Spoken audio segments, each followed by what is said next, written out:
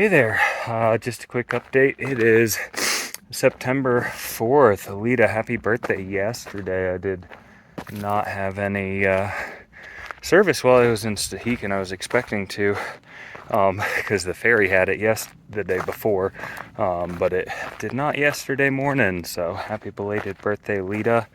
I'm looking forward to seeing you after the Appalachian Trail trip we do in early October. So we are at Eagle Pass. Just looked over, and this is what we saw behind. Nice white puffy clouds, beautiful mountains in the distance. Honestly, this section has been phenomenal. All of Washington has when we've had the views to see it. Yeah, 3 days of not many views because of rain, 3 days of not many views because of smoke. But other than that, it's been downright really, really nice. A bit chilly, definitely chilly. It got down to 38 last night, so gonna have to start thinking about sleeping with the filters, making sure that they don't freeze up if it dips down much below that. So yeah, Stehekin was phenomenal. Probably my favorite place on trail so far, or on trail, off trail, my favorite town, if you can call it that. It just really cool vibes there. With it, being that being a bit more remote, harder to get to. Even on Labor Day weekend, it wasn't too crowded there. I guess that is a bit unusual. A lot of people were canceling due to, the fires, the rain, the Route 20 being closed on and off, difficulties getting there, that sort of thing. But it was really nice.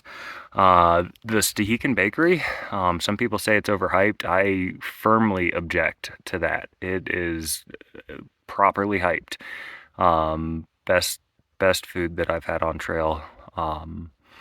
Hands down. The one thing that I got that I think stood a little bit above the rest. I got a few things there.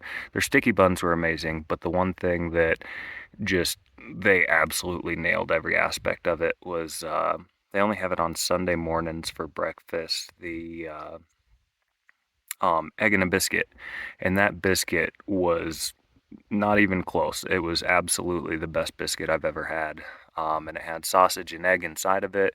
The biscuit was absolutely perfect. It was nice and crisp on the outside, but still crumbled as soon as you bit into it. It wasn't like hard and crunchy, just nice and crisp, and the flavor was phenomenal. And then it came with, well, you had to add it, but had sausage and gravy to pour over it. And that sausage and gravy was absolutely amazing.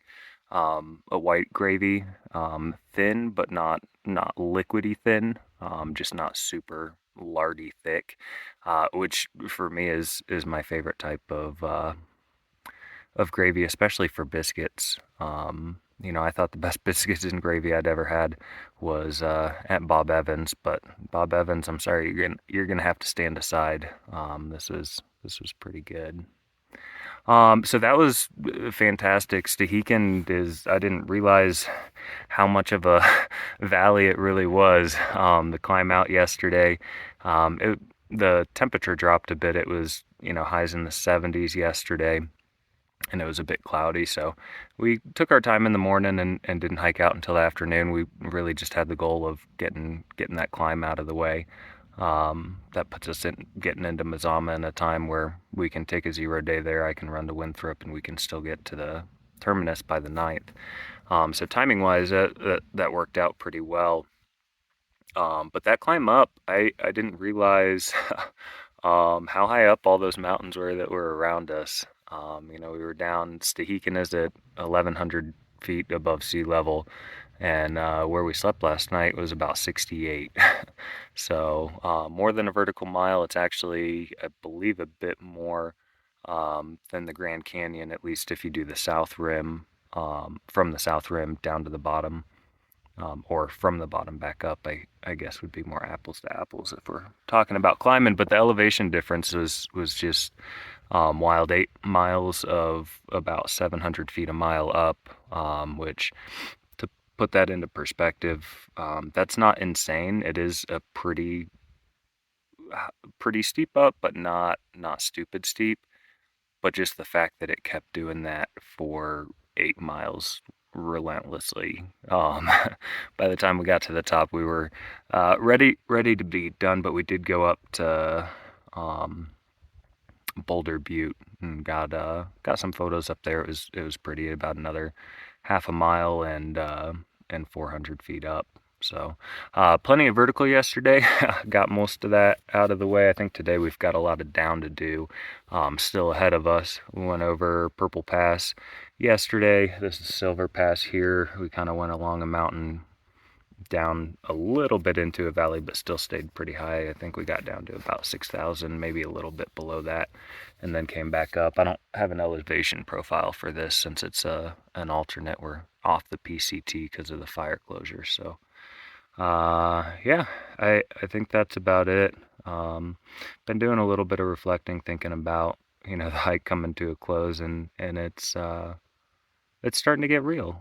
I'm excited about getting to Canada, and I think I'm becoming ready to get back to life. I was thinking about my cats today and missing them, and my brother and his family, and Ryan and his family. So definitely, I wouldn't say I'm homesick in any way, shape, or form, but this has been a fun adventure. But I think I'm becoming ready for this chapter to end and get back home and get started on some things. I got some things that I need to do. When I get home, I was thinking a little bit about that today. Apply for my job back at FedEx, start working there, and start looking into what it's going to take to go back to school. I think I talked about this at one point, but I think when I get off trail, I'm going to be going back to school for nursing, and that should take about 2.5, 3 years, and then hopefully, if all that goes according to plan, then start working as a nurse and get a little bit of experience. And then if I want to do another hike or something like this, I can do some travel nursing if I want to, and take some time off a little bit easier than it was, for this go around. So I think that's about it. But yeah, absolutely beautiful views today. I think most of the rest of the day is downhill and then kind of flat. And then tomorrow is mostly flat with the exception of one steep up and down, but I think it's only a section of like 3 or 5 miles. We're essentially, walking in the bottom of the valley, just popping up, going over to the other valley, and then walking on the bottom of that valley all the way up to Route 20. So it looked pretty reasonable. So that'll be nice. And yeah, I'm excited as well about checking out the Lion's Den, formerly Raven's Roost, and I forget the name of the woman, but the first woman to through hike the entire trail, I believe, is up there frequently. She ran the Raven's Roost, and I believe she's kind of, past that chapter in her life and passed it on to somebody else, but I believe she still frequents up there, so that'd be cool to see her. So, all right, well, that's it. I'm gonna eat second breakfast, third breakfast. I don't know. I'm hungry. I'm gonna eat something. Until next time. I always think it's cool when you can see where you came from. Looking out here, I'm gonna try to point. So we just came up along this valley here, crossed over the river down there, and then up zigzag up this where it gets steep. We camped, probably about right here, about 4 or 5 miles down this road/trail. There's a road that has a trail that parallels it. We took a little bit of the road so that we could get in and out of the campground. So before that, we were way up here and then over one of these mountains and way back here underneath these peaks, or on the other side of those peaks rather, is Lake Chelan and Stehekin. So kind of cool seeing those ridges way out in the distance, knowing that that's where I was not so long ago. So that's all. Hey there, it is September the 6th, Wednesday, about 7 o'clock in the evening, just walking out of Mazama. Right here, it's Lost River Road. The other side over there is 20. They both kind of come in, and the Metho Valley River runs in between us. So hiking back up, I've got these nice rock walls right here next to us. I hope you can see that. Yep, there we go.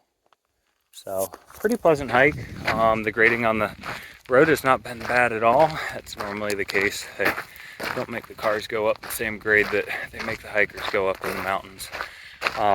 So not so bad. Mazama was really nice. It was, I won't say hard walking out, but I definitely would have been comfortable staying there another night. So we'll see.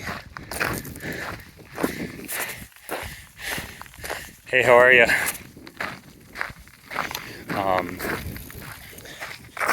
Got just a little bit of company on the road, but overall it's a pretty quiet road walk.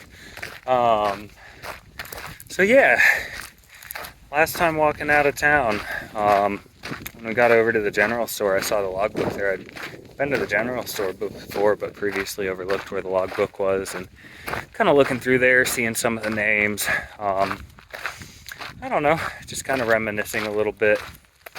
I've been doing a lot of that recently, actually.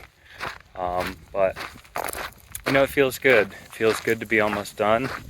We've been working at this for quite a while, and I'm ready for the next adventures to come, whatever that'll be.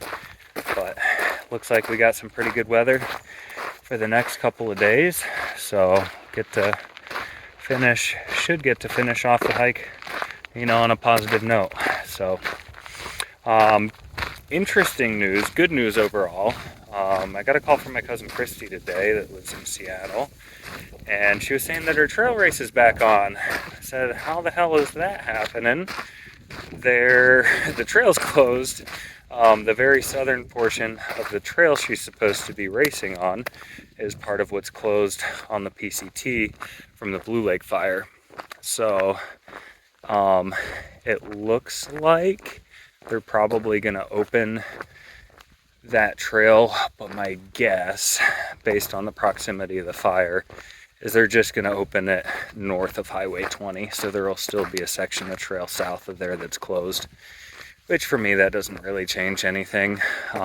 Either way, I'm going to have my connected footsteps. If it opens all the way, I'll hike it this year, and if it opens all the way before my flight out, so before the 14th, I'll hike it this year, even if that means missing my flight and getting another one. But in the event that it's not 100% open between now and the 14th, then I'll just leave those miles for another time. Won't feel a need to come out and do them immediately, since should have the footpath all the way there to Canada. But I'll come out and stitch together the 45 or so mile section that I missed, 45, 50 miles, something like that. But yeah, this is it. The last hurrah, the last time walking out of town. You know, if you break a through hike down at its very base level, it's really just a lot of smaller backpacking trips that you don't go home in between. You know, you do a 3-day food carry and then spend a day in town. You do a 4-day food carry and then do a quick in and out.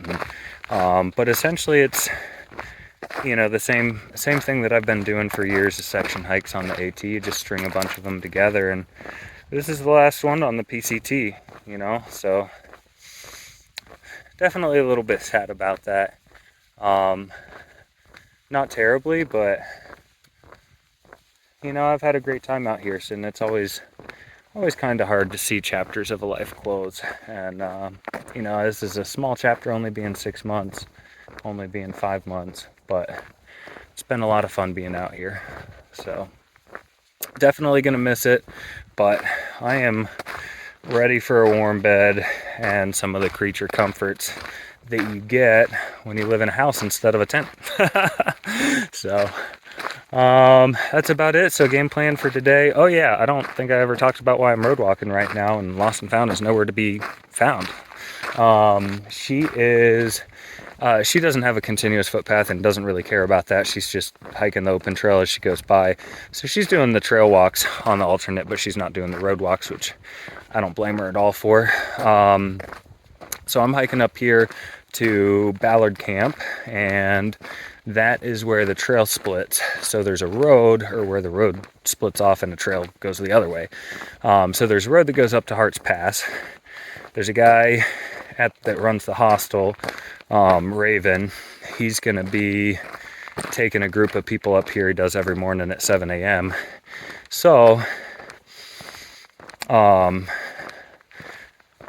Lost and Found is just gonna ride with him up to where the campground is, where I'm gonna stay tonight, and then we'll hike the Metho River Trail to take it to the PCT. That connects in about 13 miles south of Hart's Pass. So a lot of people are just saying screw that 13 miles, getting a ride up to Hart's Pass, and there's no problem with that. But you know, for me and for Lost and Found, we want to hike, you know, all the open trail that we can, and this is the PCT A recommended reroute. So that's what we're gonna do, and I'm gonna walk the roads and she's gonna walk the trails, and then we're gonna walk to Canada together, and we should get there. It's Wednesday. We should get there Saturday, probably kind of early in the morning. We'll probably camp within 5 to 10 miles of the border. Hit the terminus Saturday morning, hike 30 miles back, so a day and a half, and meet Christy at Hart's Pass, hang out with Christy, Robbie, and Audra in Seattle for a few days, maybe get to watch the Cowboys game Sunday night, and fly back home on the 14th. So that's the plan. We'll see how it goes. Hey, buddy.